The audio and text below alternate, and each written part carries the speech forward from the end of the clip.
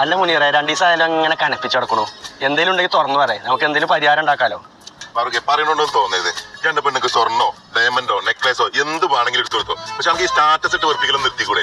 ഒരു വട്ടത്തിന് മുന്നെടുത്തു, അത് സ്റ്റാറ്റസ് ഇട്ടു. ഇഞ്ച പെണ്ണുക്ക് അത് വേണം, നക്കുപ്പിന് ഗതിയില്ല എന്നുള്ള കാര്യം എനിക്കറിയില്ലേ? ഇപ്പൊ 2ാമത് സ്റ്റാറ്റസ് ഇട്ടുകൊള്ളു, ഇഞ്ച പെണ്ണുക്ക് അത് വേണമെന്ന് പറഞ്ഞ് വിളിച്ചോണ്ടിരിക്കുന്നുണ്ട്. ഒരു സ്റ്റാറ്റസും സ്റ്റോറി ഇത്ര വലിയ പ്രശ്നമാവുന്നില്ലേ ഞാൻ അറിഞ്ഞില്ലടാ. അങ്ങനെയാണെങ്കിൽ നമുക്കൊരു കാര്യം ചെയ്യാം, ഓളെ ഇൻസ്റ്റീന്നും വാട്സപ്പിന്നും ഒക്കെ എൻ്റെ വൈഫിനെ ബ്ലോക്ക് ചെയ്യാം. ചെങ്ങന്മാരൊന്ന് നിർത്തുവോ? മുന്നേ എന്താണ്ട് സ്വർണ്ണല്ലേ? ഡിസംബർ 3-ാം തീയതി തിരൂർ താഴെപ്പാത്തിന്റെ ഫാത്തിമ മാതാ സ്കൂളിന്റെ അടുത്ത് വാ, രാവിലെ 10 മണിക്ക്. അവിടെ എന്താ നിങ്ങൾ സ്വർണ്ണം കുഴിച്ചിട്ട്?